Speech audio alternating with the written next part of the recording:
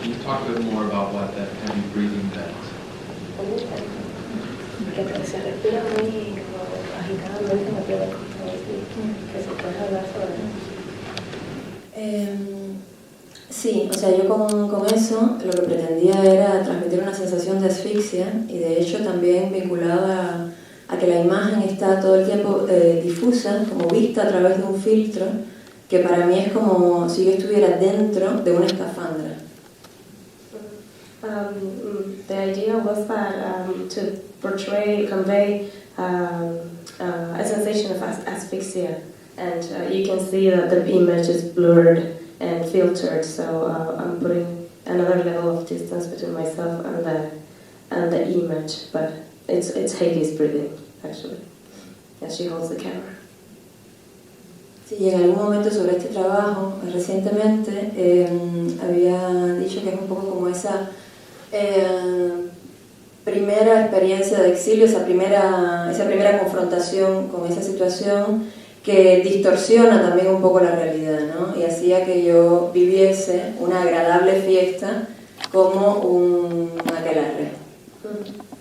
And then it's also, because it's a film that Heidi made in the first years in which she lived there, it conveyed also the idea of isolation or of having a very dislocated representation of reality. That's why she lived what was supposed to be a fun gathering, a party, as a witch Sabbath.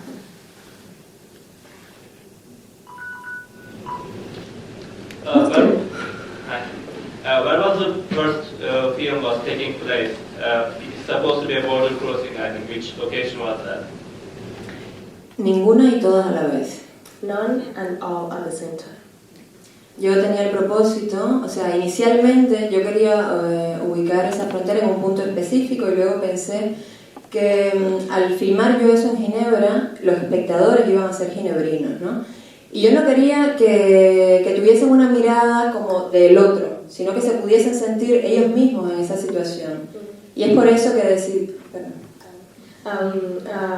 I didn't want to name a specific place in this process of border crossing. I thought at first I thought I would do so, but because I was filming in Geneva, and I thought that the primary audience of this film was going to be people from Geneva. I didn't want to place it elsewhere so that they could see those characters as others.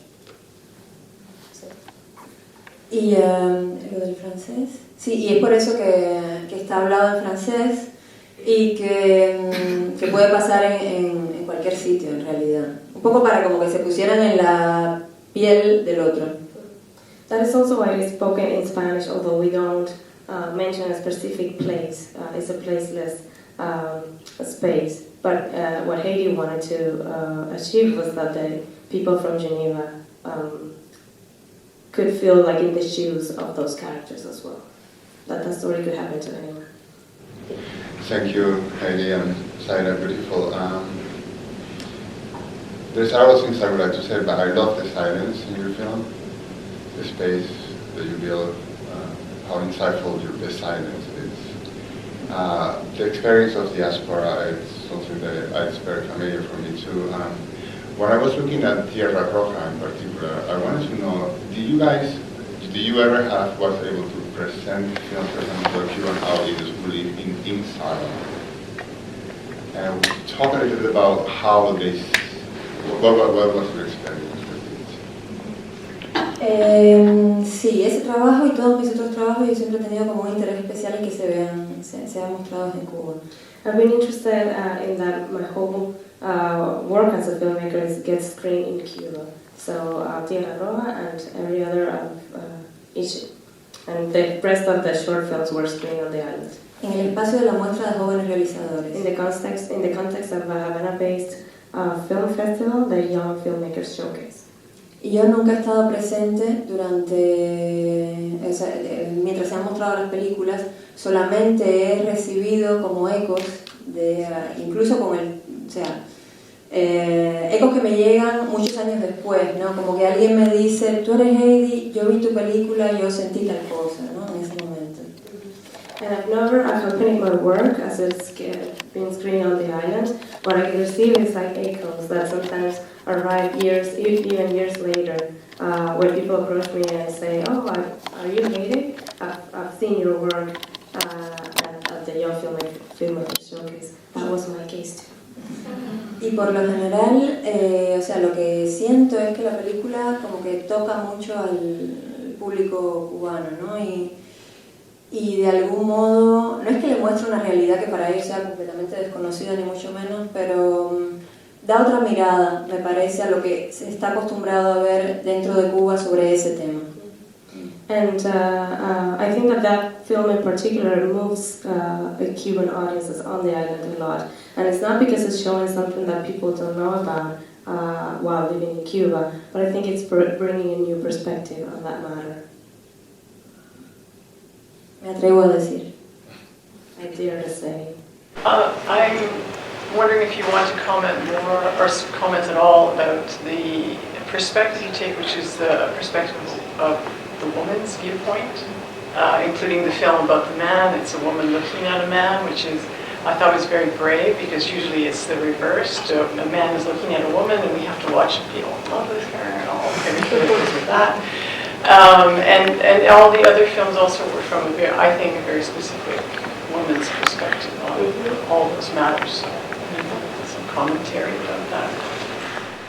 Sí, claramente eso está muy presente en mi trabajo, ¿no? Y se hace muy evidente cuando se ven todos los trabajos seguidos, que es o sea, hace 3 días fue la primera vez que yo los vi todos seguidos. Yeah, of course, that's something that's, I think, very latent in my work. And specifically when you see the 4 shorts together, which Heidi made before she made her first feature documentary last year. And only 3 days ago I was able to see the curated program as a whole. Y para mí es una cosa que es como muy natural. O sea, yo crecí entre mujeres. And to me that's something that's natural. I grew up among women. Y pienso que también por eso, y por ser yo misma mujer, tengo como una sensibilidad particular a los problemas que pueden afectar a la mujer o que pueden afectar a cualquier individuo, pero yo claramente lo veo desde el punto de vista de una mujer. And that's why I think that I have a particular interest in representing and understanding women's issues that affect women in particular. And also because I see reality from the point of view of a woman.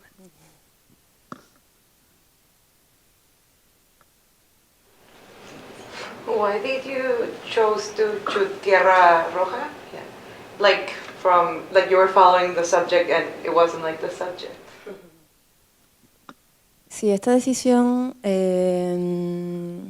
tomé esta decisión porque para mí era muy importante mostrar, o sea, separar la imagen y el sonido. Por un lado, tener la imagen que tenemos de alguien, la imagen que da esa persona, y por el otro lado, lo que esa persona está viviendo en su interior. I made that decision because for me it was very important to separate the image and the sound. The image that we have of somebody and what that person is living inside or feeling inside. And I was saying that it reminded me of Black Girl, Usman Ben's first movie. Well, he basically, the character never really speak. Mostly is almost like a monologue of her emotions. It's one of the first films that he did in the 60s. Yeah. One thing I really like also was how you go from Tierra Roja and then the other films, again, but that's your voice in French. There's something very beautiful about seeing the continuity of the same point of view of the woman filmmaker and the many diasporas connecting, but in 2 languages. The many stages of diaspora. As a curator, I remember when I saw Redland, I had just arrived in Canada as an international student, and I said, "Oh, I'm that woman on the screen." So I connected immediately with Redland. I think now I'm going through slowly because the diaspora is about dislocation, but also about engaging with a new context in different ways, right? About integration. We were talking about that. So if you're in a Redland stage at some point, maybe you'll get to that, or Summer Storm a little later. in between the first film is this very scene of great violence and pressure, and it's so frightening. You know, so when I saw the opening and there was one woman and all those men, I understood the danger of it. And how does that fit into the sort of ideas or discussion about stages of diaspora, or how we integrate or don't integrate, and how are we to understand that film?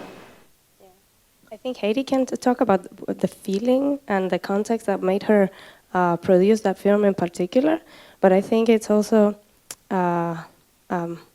it was made also at the beginning of her being there, and it was about the violence of crossing a border, of crossing boundaries from a point of view of a woman as well, from a point of view of a mother that we also see in Tierra Roja, and like sometimes there's no beyond, even if you try, right? So it was, at the beginning, it can be very disappointing, that black hole in which you feel alienated somewhere. I think she made it through that, and that was a form of making a catharsis, right, with Miserere. Sí, totalmente de acuerdo. Miserere fue una manera de poner en escena un sentimiento de desarraigo, de pérdida de todas las referencias, de desolación, sí. Miserere was a way of putting on the scene, of expressing uprootedness, desolation, isolation, non-belonging. Yeah. Well, thank you so much for joining us today. We can talk a little more outside. Thanks. Gracias.